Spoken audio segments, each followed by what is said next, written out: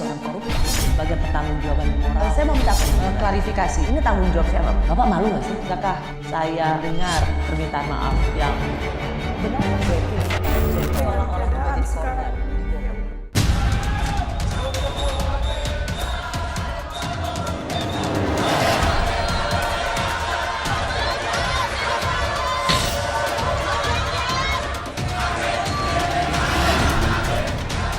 Kalau ada pemain yang bersifat curang, tolong diteriaki supaya tidak curang. Kalau ada wasit merangkap pemain, kita foto dan kita sebarluaskan. Kejujuran itu harus utuh, seutuh-utuhnya. Karena kalau melaksanakan pemilu yang curang, mengkhianati bangsa dan rakyat Indonesia. Demokrasi yang berjalan jurdil dan kita selenggarakan dengan betul-betul membawa integritas yang jauh sekali dari unsur KKN.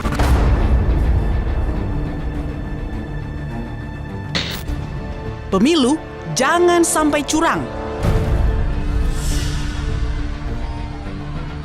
Seruan ini kompak disampaikan 3 pasang calon presiden dan wakil presiden saat momen pengambilan nomor urut di KPU.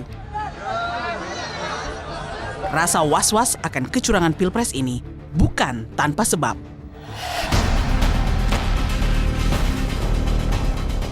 Pasalnya, sejak Majelis Kehormatan MK memberhentikan mantan Ketua MK Anwar Usman karena terbukti melanggar etik berat, publik pun resah karena dugaan adanya intervensi pada lembaga hukum tertinggi itu nyata adanya.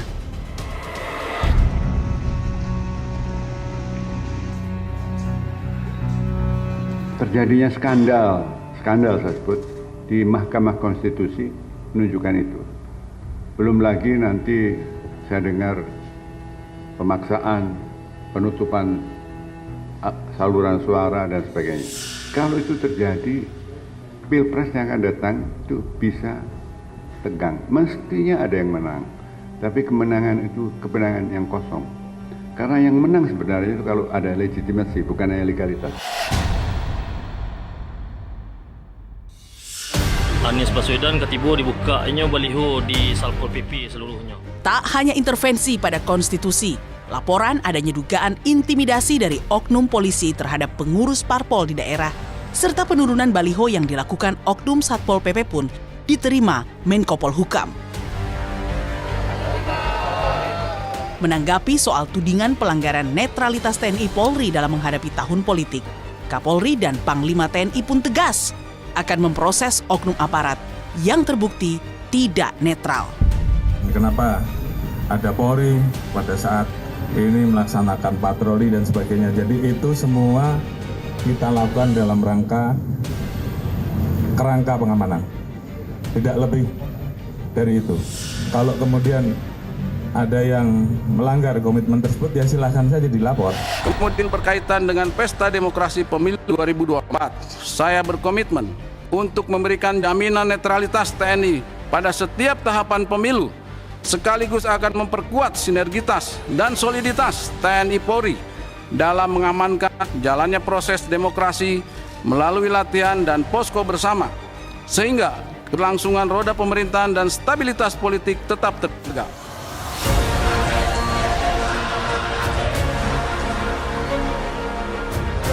Netralitas penyelenggara negara dan pemilu kini menjadi pertaruhan jalannya proses pemilu yang jujur dan adil.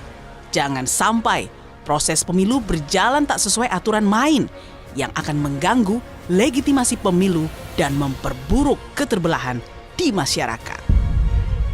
Ke Mamuju jangan lupa pakai sepatu. Kalau ingin maju, pilihlah nomor 1. Siapapun yang menang, kita harus bersatu menjaga negara ini. Hukum yang tegak, harapan kita. Sejahtera merata, idaman bersama. Ganjar Mahfud pilihan kita. Gotong royong pilih nomor 3.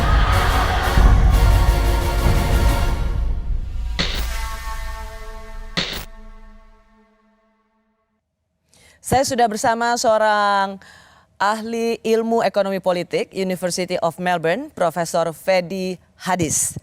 Prof, terima kasih. Pas Profesor ada di Jakarta, jadi saya paksa untuk hadir di Rossi. Ya, tapi kan diiming-imingi makan siang tadi. Iya, makanan Indonesia.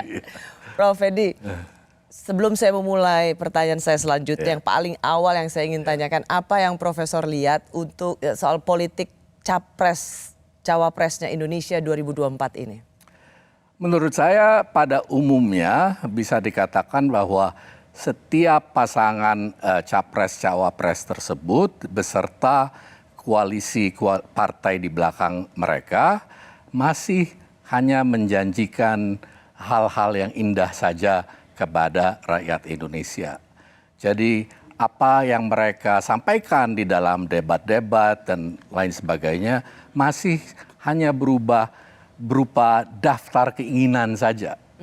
Kita tidak mengetahui bagaimana keinginan-keinginan tersebut akan terrealisir, akan dibiayai dari mana kebijaksanaan yang diperlukan buat memenuhi keinginan tersebut, dan kebijaksanaan apa yang akan dikorbankan atau tidak diprioritaskan untuk mencapai keinginan-keinginan tersebut. Jadi masih berupa politik pencitraan pribadi daripada suatu kontestasi yang berdasarkan program, kebijaksanaan ataupun ideologi. Ini kan sebenarnya semuanya tidak ada yang incumbent kalau kita bicara. Jadi bicaranya tentang sesuatu yang seperti 2014. Ada bedanya atau ada samanya dengan 2014 dengan 2024 ini, Prof? Ya, sebetulnya perbedaannya mungkin dengan mudah bisa dilihat bahwa tidak ada incumbent kali ini. Tetapi dalam kenyataannya incumbent itu bukannya tidak mempunyai peranan di dalam kontestasi yang sekarang berlangsung. 2014 incumbent tidak memiliki peranan. Karena waktu itu SBY, Presiden SBY. Iya, tapi tidak memiliki peranan yang sebesar seperti sekarang ini dan kemampuan untuk mempengaruhi perjalanan kontestasi sebagaimana yang ada sekarang ini. Jadi walaupun ada persamaan, bisa dikatakan bahwa kali ini walaupun incumbent itu tidak ada secara kasat mata, di belakang layar ada. Itu yang membedakan dengan Presiden SBY ketika mengakhiri masa jabatannya di 2014. Ya, dia kalau di belakang layar agak-agak jauh lah di belakang layarnya. Tapi apakah itu yang benar? Apakah itu sesuatu praktek politik soft landing bagi seorang kepala negara yang mengakhiri masa jabatannya? Tidak perlu begitu. Banyak sekali kepala negara di tempat-tempat lain yang setelah menyelesaikan 2 term sebagai presiden ya meninggalkan panggung. Tapi ya mungkin di sini diperkirakan ada kesempatan untuk tetap berpengaruh setelah 2 masa jabatan berakhir. Dan saya kira kalau kesempatan itu ada, ya kenapa tidak diraih gitu loh. Apalagi kalau demi kepentingan tertentu yang mungkin dikejar. Saya akan masuk ke situ, Prof. Tapi yang paling saya mau masuk juga tentang akhirnya kita sudah punya nomor urut capres-cawapres. Nomor 1 pasangan Amin Anies Muhaimin, 2 Prabowo Gibran, 3 Ganjar Prof Mahfud. Masing-masing kompak. Ada satu kata yang sama-sama diucapkan yaitu curang. Kira-kira jangan sampai pemilu curang. Meskipun derajat kerasnya mengatakan curang itu beda-beda. Gitu. Gelagat apa menurut Prof Fedy ketika semua peserta mengatakan pemilu jangan curang? Jangan-jangan karena setiap kubu itu berniat untuk curang. Jadi saling menyalahkan sebelum berbuat. Tapi memang begini, dalam sejarah politik pemilu sejak reformasi, curang itu ada dengan berbagai cara. Ya, cara yang sangat diketahui terjadi di pemilu-pemilu awal misalnya adalah politik uang. Bukan itu tidak ada di ini ya, di pemilu-pemilu belakangan itu juga ada. Misalnya yang berupa serangan fajar gitu kan ya. Itu kan dikenal secara luas lah. Itu kan kecurangan politik juga. Kemudian ada berupa hoax ya lewat medsos dan lain sebagainya. Yang terorkestrasi dengan sangat rapi. Kalau kita lihat 2014 ada obor rakyat yang menyerang Presiden Jokowi waktu itu kan. Dan 2019 lebih ini lagi menurut saya sih itu masing-masing mempunyai pasukan cyber army buzzer yang sungguh membelah. Dan influencer yang hasil kerjanya adalah mempolarisasi masyarakat. Yang sebetulnya menurut saya polarisasi yang disebabkan oleh manipulasi politik elit itu lewat pasukan influencernya tersebut. Jadi sesuatu polarisasi yang sedikit banyak sebetulnya bersifat artifisial. Kalau saya mau masuk soal kecemasan, kecurangan yang dilakukan oleh aparat atau penyelenggara pemilu. Siapa yang paling meskipun semuanya tadi Prof. Fedi berkelakar karena semua saling mengingatkan jangan curang karena semuanya bisa kalau bisa curang kenapa enggak gitu ya. Siapa yang paling berpotensi menurut Prof. Fedi atau yang paling punya peluang untuk melakukan atau menggerakkan aparatur negara untuk memenangkan salah satu pasangan calon? Ya, kan sebetulnya kita beranggapan bahwa pihak partai yang notabene berkuasa adalah pihak yang mempunyai kemampuan untuk mengendalikan aparat keamanan untuk kepentingannya. Tapi di dalam konteks sekarang ini, frasa seperti itu rupanya tidak begitu berlaku. Karena yang saya kemukakan tadi, ada pengaruh incumbent di salah satu pasangan yang sangat punya kemungkinan atau dikhawatirkan lah setidaknya oleh lawannya itu untuk dapat mengendalikan aparat keamanan demi keuntungannya sendiri. Dan kita punya sejarah yang panjang tentang itu, unfortunately, dalam hal-hal tertentu kecemasan ini sebetulnya membawa kita kembali kepada masa Orde Baru.